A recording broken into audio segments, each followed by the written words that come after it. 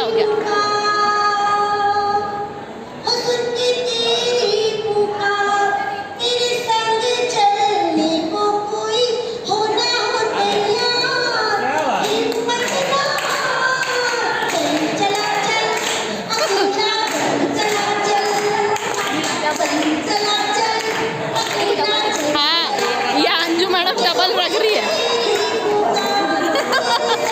Jitu madam खींची चली जा रही है। हाँ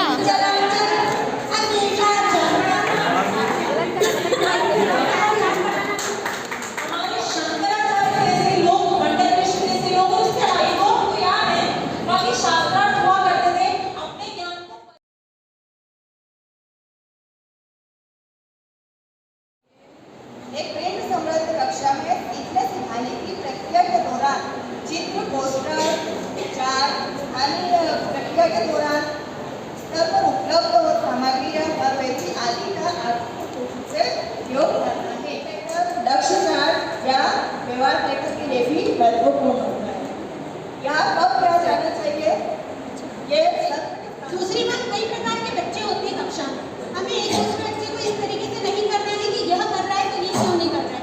उसकी कंडीशन अलग है और उस बच्चे की कंडीशन अलग। तो हमें सारे बच्चों को एक समान कभी मानकर सुनिश्चित करना महत्वपूर्ण है। यह कार्य बहुत महत्वपूर्ण भी होता है क्योंकि यह समझ विकसित करता है। यह स्वनिर्देशित और सीखने के स्वतंत्र रूप से काम करने की आदत को भी विकसित करने में मदद करता है। ये विद्यार्थी के साथ साथ अभिभावकों को भी बच्चों के साथ जुड़ने का एक मौका देता है। स्कूल के शैक्षणिक सत्र के दौरान गृह कार्य एक सप्ताह या छुट्टियों के पहले भी दिया जाता है। जैसे सप्ताह इसी में सत्र शुरू हो रहे हैं तब भी गृह कार्य दिया जाता है। और जैसे छुट्टियां कई तरीके से हम प्रदर्शित कर सकते हैं। जैसे कि हम उनका परिचय, पाठ का परिचय देना है तो उसको कहानी बना सकते हैं। उनकी कहानी के माध्यम से उनका परिचय दे सकते हैं। हम कुछ साक्ष्य तथ्य जोड़ सकते हैं उनके माध्यम से, कुछ प्रश्न पूछ सकते हैं बच्चों से, फिर हम हमारी चुनौतीपूर्ण पाठ पे आ सकते हैं। उसका उत्तरदायित्व पाठ पढ़ाने वाले शिक्षक का रहता है। तो शॉर्ट में बोला दोनों बच्चे आपस में बात कर रहे थे। मेरा बेटा थोड़ा डरता है क्योंकि मैं स्कूल में पढ़ाती हूँ तो मुझे लगता है टाइम पर दे दो। तो वो शॉर्ट में उससे बोलता है कि तू पागल है, प्रोजेक्ट तो कभी देना ही नहीं चाहिए। मेरे तो पिछले साल भी फुल मार्क्स आए थे, मैं तो किसी विषय का प्रोजेक्ट दे देता हूँ। सोचिए, मतलब उसने उसके टीचर आप सबसे कोई भी इतना बिल्कुल 100% एग्जैक्ट आंसर नहीं चाहिए जो आपको लगता है कि आकलन किस तरह का होता है। पहले मैं आपको बता दूं, ये जो फर्स्ट टॉपिक है, जो फर्स्ट मैं बता दूं, तो ये जो सुधारात्मक आकलन होता है, ये एक ऐसी प्रोसेस है जिसमें ऑन द स्पॉट काम किया जाता है। जैसे आज मैंने पढ़ाया, बेल हो गई, 40 मिनट कंप्लीट हो गए, तो मैं अगले दिन उस टॉपिक पे जो भी पहले का नहीं समझ आया उन सारी चीज़ों को चेंज करके एक नए तरीके से रिप्रेजेंट करूंगी और फिर मतलब हर डे बाय डे वो सुधार होता है। हम पढ़ा रहे हैं, बच्चों को समझ में ही आ रहा है। ये सबसे ज़्यादा टीचर्स की बात रहती है कि हम पढ़ा रहे हैं और बच्चे समझ रहे हैं। और ये सुधारात्मक आकलन जब हम करेंगे तो हमें समझ में आएगा कि बच्चा कहाँ पर हमारी बात समझ नहीं पा रहा है और उस पर हम अपने ऊपर कार्य करेंगे। आपने बहुत अच्छा बताया। हम अपनी स्ट्रेटजीज को चेंज कर सकते हैं।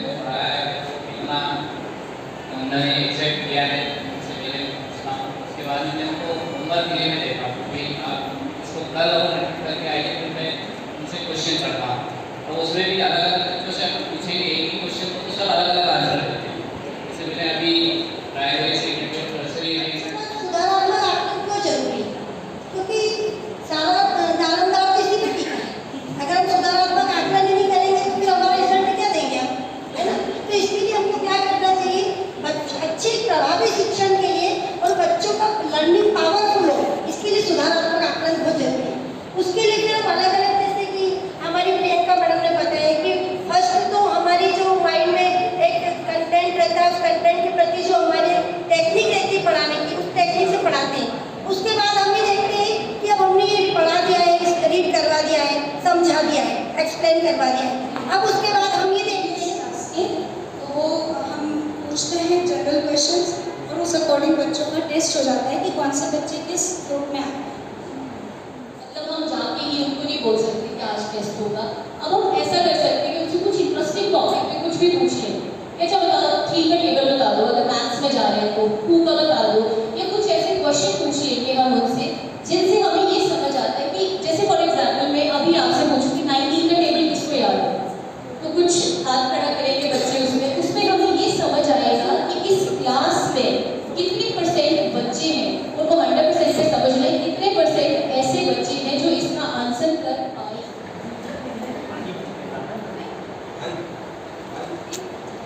ठीक है, मतलब विद्यालय में जब तक के तब तक तो हम इसके लिए बहुत प्रयास करते हैं और अगर वो कहीं भटक रहा है तो उसकी अपनी प्रविधि चली आ रही है।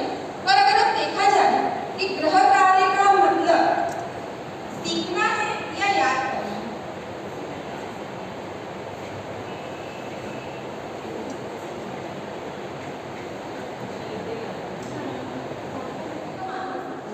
ये अपनी रक्षा और शिक्षण में समझाया है। तो बस उनसे ये कहिए जितने भी विद्युत उपकरण हैं उन उपकरणों में जाके आप देखिएगा कि फ्रिज के ऊपर वॉट में पहले कितने डिजिट लिखे हैं, बल्ब के ऊपर कितने लिखे हैं, एलईडी बल्ब में कितना है, पंखे पे, ट्यूबलाइट पे। तो ये चीज अगर देखा जाए तो इससे तो कोई विद्युत परिपथ नहीं बनी। मगर हमारे साथ जो बच्चे हैं जब उनमें ये भाव आ जाता है कि मैंने विद्यालय में विद्युत चक्कर पढ़ा है और ये वॉट, ये ट्यूबलाइट, ये पंखा मेरे अध्ययन से जुड़ा हुआ है, तो उसमें उसकी रुचि अगर बढ़ेगी और अगर बच्चे की रुचि बढ़ गई तो निश्चित 78 पेज डन करना है अगले उसमें 78, चलो ठीक है 30 पेज डन करना है, 30 दिन का टाइम है, आप कर लोगे? नहीं है, क्योंकि सिलेबस है अपना 30 पेज का और सबको डन करना है हमको, वो तो प्रश्न जो है आपको देना है। तो अब बात ये है कि किस आधार पे हम जो है बच्चों को ये मतलब सारा ज्ञान कंटेंट जो भी है वो हम करा सकते हैं। तो कौन सी हम योजना है बहुत अच्छी बात है, समझे मतलब इसमें होमवर्क ज़्यादा करने के लिए 1.5 घंटे, क्योंकि उसको बहुत सारा घर का काम भी करना रहेगा। तो ये जो है अगर हम डिसाइड करते हैं 1.5 घंटा, तो फिर हमको पहले अपनी स्किल बदलना है, पहले हमको बच्चों को ये डिसाइड करना है कि वो हमारी बातों को अच्छी तरह से समझ जाए। तो सबसे पहला है कि विभिन्न रूप में दिया जाए, मतलब अलग अलग प्रकार में दिया जाए। जैसे हम देखते हैं कि हर क्लास में अलग अलग बौद्धिक स्तरों वाले बच्चे होते हैं, तो गृह कार्य भी उसी तरह से दिया जाना चाहिए। हो सकता है किसी बच्चे को लिखने का बहुत शौक है, किसी बच्चे की स्मरण क्षमता अच्छी है, कोई बच्चा ऐसा है जो लिखने और याद करने में आलसी है, लेकिन वो तात्कालिक रूप से बहुत अच्छे से सुनकर समझकर बता सकता है, तो ऐसे बच्चे भी होमवर्क करने से कतराते हैं। तो उन सब बातों का ध्यान रखते हुए विभिन्न तरह का हमको होमवर्क देना चाहिए।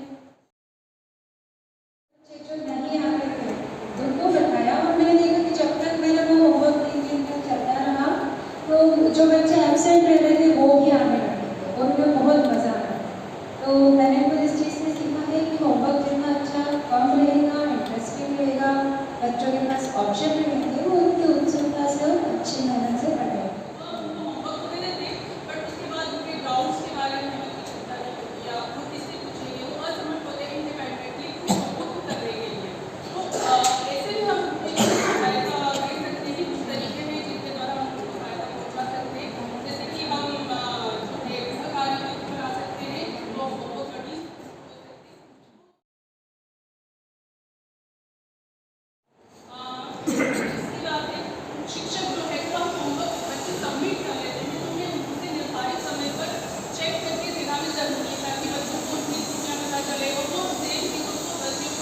एक दूसरे से होमवर्क डिस्कस करोगे, जो नहीं आएगा एक दूसरे से पूछोगे, फिर भी नहीं आएगा तो extra time will be given by teachers, आप टीचर्स से साझा करोगे। ऐसा भी हो सकता है कि टीचर्स जो है स्कूल के बाद अगर एक्स्ट्रा टाइम नहीं दे सकते तो फ़ोन पर अवेलेबल रहे, पर्टिकुलर टाइम बांध दें कि शाम को 6 से 7 के बीच में मैं आपका व्हाट्सएप पे या आपके फ़ोन कॉल के थ्रू होमवर्क मैं सुनूंगा, समझूंगा और आपकी क्वेरीज जो है वो सॉल्व करूँगा।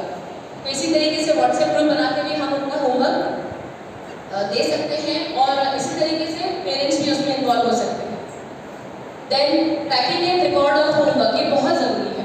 हम होमवर्क देते जाएंगे, चेक ही नहीं करेंगे, तो ट्रैक करना बहुत ज़रूरी है। ट्रैक करने के साथ साथ जैसे मैम ने बताया कि चार्ट्स लगा दें क्लास में, एक सुंदर सा चार्ट बना दें, बच्चों के नाम लिख दें, उसमें हम ऐसा कुछ स्माइली बना दें, टिक लगा दें, क्रॉस लगा दें, इससे बच्चों का रिकॉर्ड तैयार होता जाएगा कि किस किस बच्चे ने कब कब होमवर्क जमा किया है। ये चीज़ें आएंगी जिसके लिए वो आज से ही तैयार हो जाएंगे।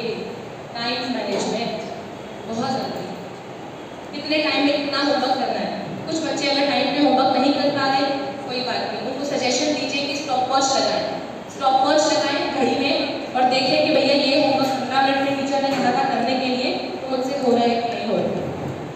इससे आज तो उनको फायदा मिलेगा ही मिलेगा, फ्यूचर में भी बहुत सारी लाइफ बहुत बड़ी है, बहुत सारी डिफिकल्टी सिचुएशंस लाइफ में आने वाली है, उसको भी टाइम के साथ मैनेज करना सीख जाएगा। दूसरा, अगर हम बच्चों को होमवर्क देते हैं तो उनमें एक सेल्फ इंक्वायरी का लेवल डेवलप होता है। पूछ लो, जैसे छोटी क्लास की तो मैं बात नहीं कर रही, 9th 10th 11th 12th के बच्चों से पूछ लो, अच्छा भाई तुम बताओ कि तुम क्या हमारे रोस्टर में जो हमने होमवर्क का लिस्ट बनाया है उसमें क्या चेंजेस चाहते हो। उनसे खुल के बात करो। अगर वो बोलते हैं कि नहीं मैं 15 मिनट की कोई एक्टिविटी इन्वॉल्व करो, तो हम होमवर्क में एक्टिविटी इन्वॉल्व करें, उससे उनका इंटरेस्ट बना रहेगा। जो बच्चे चाहते हैं अगर हम वो भी उनको देंगे, उसके थ्रू होमवर्क देंगे, हमें कुछ करना थोड़ी है। हमने इंग्लिश का होमवर्क देना है, इंग्लिश की हमने क्रॉसवर्ड बना दी, all of you know crossword, हमने क्रॉसवर्ड बना दी किसी भी तरीके की, क्रॉसवर्ड के थ्रू हमने इसको होमवर्क दे दिए, भैया यहाँ पे आपको अपने जंबल वर्ड्स बना के लेके लाने हैं। तो किसी भी तरीके से हम बच्चों से पूछें कि क्या उनका इंटरेस्ट लेवल है, उसके अकॉर्डिंग हम होमवर्क में 15 से 20 मिनट का कंटेंट उसमें हम डाल सकते हैं। तो आई गेस इससे बच्चों का परफॉर्मेंस भी बेटर होगा। जैसे कुछ टॉपिक्स होते हैं जो बच्चों को नहीं पता है, एकदम नया कॉन्सेप्ट है, जनरली साइंस में, मैथ्स में, फिजिक्स में आता है कि वो बच्चा पहली बार पढ़ने वाला है, तो उसके लिए एक रणनीति होती है, पेडागॉजिकल रणनीति, जिसे हम कहते हैं फ्लिप्ड क्लासरूम। तो ये जो फ्लिप्ड क्लासरूम होता है, इन जनरल हमारा प्रोसेस होता है I do, we do and you do. इस प्रोसेस में फ्लिप्ड में उल्टा हो जाएगा, वो है you do, we do, I do. यानी सबसे पहले आप बच्चों को इसको कैसे प्रोसेस में ला सकते हैं, आपने उनको एक दिन पहले कोई भी यूट्यूब वीडियो या आपका खुद का वीडियो सेंड कर दिया उस कॉन्सेप्ट का, फिर वो बच्चा वीडियो घर से देख कर आएगा, क्लासरूम में जब आएगा हम उससे उसके प्रॉब्लम्स पूछेंगे कि तुम्हें उस कॉन्सेप्ट में क्या प्रॉब्लम आई या क्या समझ में आया, पेयर बना देंगे, ग्रुप बना देंगे, डिस्कशन कर लेंगे। फिर उसके बाद हम उन्हें उनके सोल्यूशन देंगे। तो उसके बाद का हमारा यू डू प्रोसेस हो गया, घर से बच्चा वीडियो देखकर आ गया है। नेक्स्ट वी डू होगा, हम साथ में करेंगे, और फिर आई डू। तो ये फ्लिप्ड क्लासरूम हम इसको ला सके करेंगे, वो भी ज़रूरी होती है। जैसे कि साइंस का एक एग्जाम्पल हम ले सकते हैं कि आपको घर में आपके बगीचे में कीड़े किस प्रकार के हैं, वो ढूंढ के लाओ कि कितना अलग अलग प्रकार के आपके घर में कीड़े हुए हैं। फिर अलग अलग कलर को देख लेता है, तो उसके लिए हम इस तरह से कलर की पहचान करवाना सिखाते हैं। बच्चों को ये बच्चा कलर का बेस करके रखे, इस तरह दूसरा ग्रीन कलर है तो बच्चा कलर देख के कलर में बेस करे, इस तरह ये गतिविधि आधार को कलर का पहचान करवा। ये मुर्गी वाली साड़ी सबको पता है, अंडे वाली, तो हमारे बच्चों ने चित्र देखा और अलग अलग क्रम में कहानी थी, तो बच्चों ने अब इसमें सिंपल सी बात है, व्यवहार प्रबंधन प्रशिक्षण या शिक्षण जो भी हम करते हैं उसमें हमारी कनेक्टिविटी बच्चों के साथ बहुत अच्छे से होना चाहिए, है ना। अब ऐसा होता है कि सब तरह के बच्चे होते हैं, जैसे आज हम सब यहाँ बैठे हुए हैं, हम बच्चे नहीं, हम बड़े हैं, लेकिन क्या करो भगवान ने सबको अलग अलग बनाया है। तो हम जब बच्चे रहे या बड़े रहे, लेकिन जब हम बात कर रहे हैं शिक्षा से संबंधित, इसलिए बच्चों से बात करूँगी, तो सबकी सोच, सबकी व्यवहार करने का जो तरीका है, सब कुछ अलग अलग ये रहते हैं, बच्चों को उतारने को तैयार रहते हैं। और होता क्या है, जब बच्चा हर्ट हो जाता है या किसी टीचर से, टीचर सोचती है कि इसको मैं जरा कड़क रखूँ, आता है कभी कभी समय होता है कि शैतान बच्चों को हमको वैसे टाइप भी करना पड़ता है, क्योंकि घर जाकर हम मुआयना करें कि एक्चुअल स्थिति क्या है।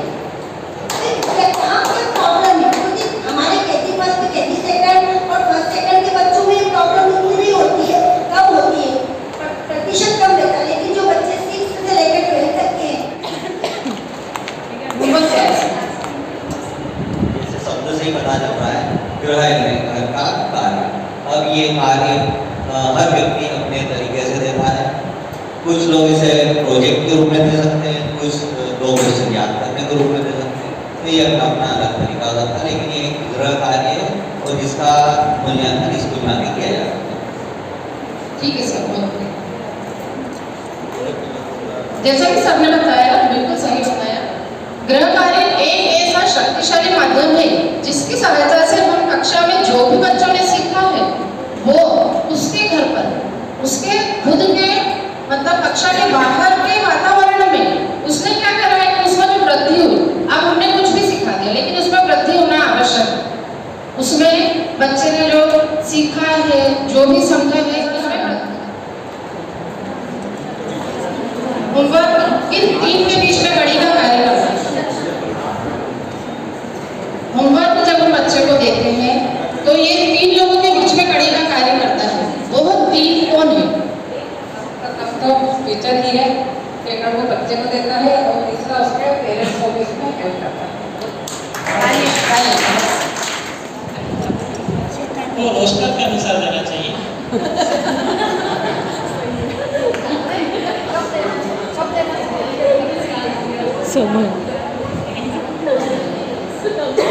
कब देना चाहिए? तो ऐसे परिस्थिति जैसे एग्जाम टाइम आ रहा है तो उस समय अलग देना चाहिए, डेली रूटीन की क्लासेस चल रही है तब अलग होना चाहिए, है ना? तो समय के अनुसार होमवर्क दिया जाना चाहिए। सबसे पहले होमवर्क देते समय ध्यान में रखना चाहिए कि टू मच होमवर्क ना हो, ठीक है? जैसा कि आपने बताया कि रोस्टर प्लानिंग के अकॉर्डिंग, तो ऐसा भी नहीं करना चाहिए कि आज आपने होमवर्क दिया और कल ही टारगेट कर दो कि भैया कल ही लेके आना है। गिव हिम और हर टाइम, 4 से 5 दिन का टाइम दीजिए, क्योंकि सही बोल रही है। और मैडम का जो क्वेश्चन है कि गृह कार्य देते समय क्या सावधानी रखनी चाहिए, तो पहली बात तो गृह कार्य प्रतिदिन देना चाहिए और प्रतिदिन देना चाहिए, डेली देना चाहिए। और मैं इस बात का विशेष ध्यान रखता हूँ क्योंकि बहुत इंपॉर्टेंट है और यही काम करता है। स्कूल में सब जानी करो प्रणाम जो पानी, तो आप सभी के अंदर बैठे देवता को मेरा प्रणाम। आगे बढ़ते हैं। अब मेरा जो टॉपिक था आज का वह है व्यवहार परिवर्तन या प्रबंधन। व्यवहार में परिवर्तन इस प्रकार किया जाए, प्रबंधन इसका इस प्रकार किया जाए। मैं माननीय हमारी सपना परवाल मैडम को धन्यवाद देना चाहूँगा। हमारे विद्यालय के सबसे प्रारंभ में होने वाली प्रार्थना में उन्होंने श्रीमद् भगवद गीता का श्लोक करवा दिया और प्रारंभ करवाया, सुख दुखे समे कृत्वा लाभालाभौ जयाजयौ ततो युद्धाय युज्यस्व नैवं पापमवाप्स्यसि। कहीं भी किसी के साथ रिश्ता बनाना चाहते हैं तो उसके साथ जितना हमारा संपर्क होगा, स्पर्श होगा, उतना रिश्ता प्रारंभ होगा अच्छी प्रकार से। दूसरी बात आती है उसमें प्रेम। यदि छोटे बच्चों के लिए स्नेह हमारे पास नहीं है, प्रेम नहीं है, तो शायद बच्चा आपसे कभी भी नहीं जुड़ पाए। बच्चे को जोड़ने का सबसे पहला साधन है प्रेम। उसको स्नेह की वर्षा करना पड़ेगी आपको। या हम कभी भी कहीं दो मित्र मिल रहे हैं, दो अजनबी मिले, यदि धीरे धीरे उनके अंदर वही पहला काम स्पर्श यानी संपर्क होता जाए, बार बार मिलते जाए, मिलने के साथ उनके बीच थोड़ा प्रेम बढ़ने लगे, थोड़ा सा एक दूसरे के प्रति स्नेह भाव आ जाए, फिर एक दूसरे का ध्यान रखने लगे, थोड़ा ध्यान की ओर बढ़ जाए। एक शिक्षक बच्चों की आवश्यकताओं का ध्यान रखने लगे, कहीं ना कहीं वह सब आने लगेगा। और इन तीन बातों के बाद आखिरी सबसे महत्वपूर्ण बात, बच्चा विद्यालय में सर्वांगीण विकास के लिए आता है। सर्वांगीण विकास का सबसे महत्वपूर्ण रूप है अवसर। जब तक उसे अवसर उपलब्ध नहीं कराए जाएंगे, उसके अंदर की चीजें बाहर नहीं आ सकती। तो इस प्रकार से हम इन 4 बिंदुओं के माध्यम से वे सभी काम कर सकते हैं जो अब मैंने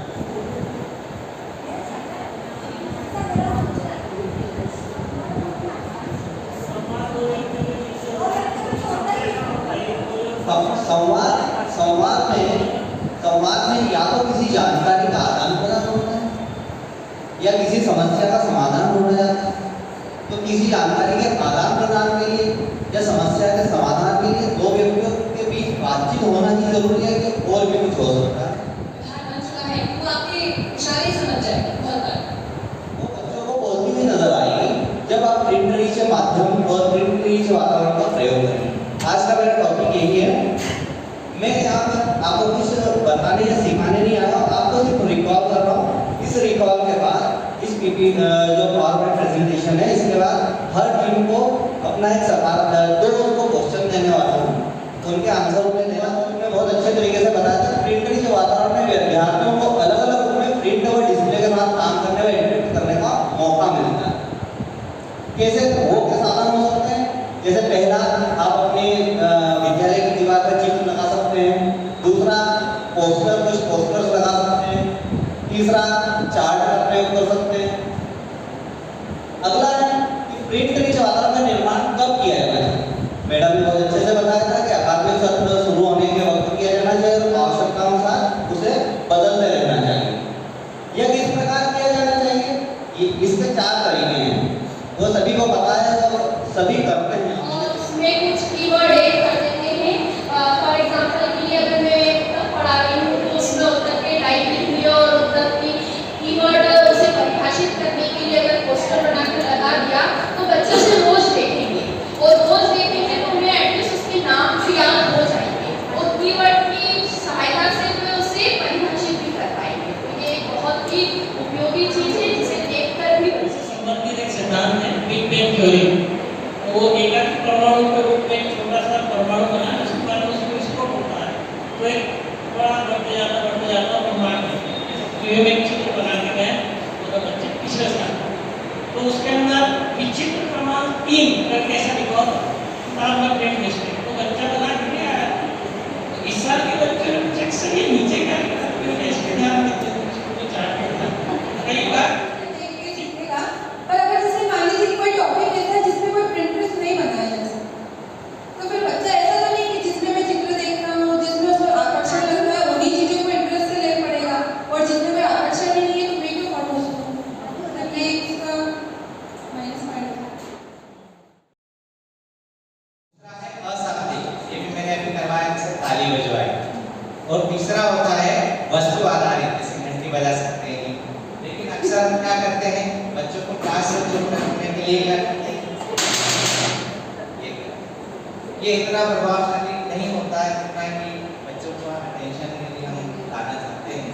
तो इस प्रकार के ग्रेवर्स का इस्तेमाल कर सकते हैं जो हमारे पास शिक्षक या टीचर्स की उसमें तो हम सभी तराशेंगे, हम सभी बनाएंगे। हमारे पास बहुत अच्छे टीचर्स हैं। अंत में मैं आदरणीय प्राचार्य महोदय को आमंत्रित करती हूँ कि हमारे से हम सब जीवन को प्राप्त करें।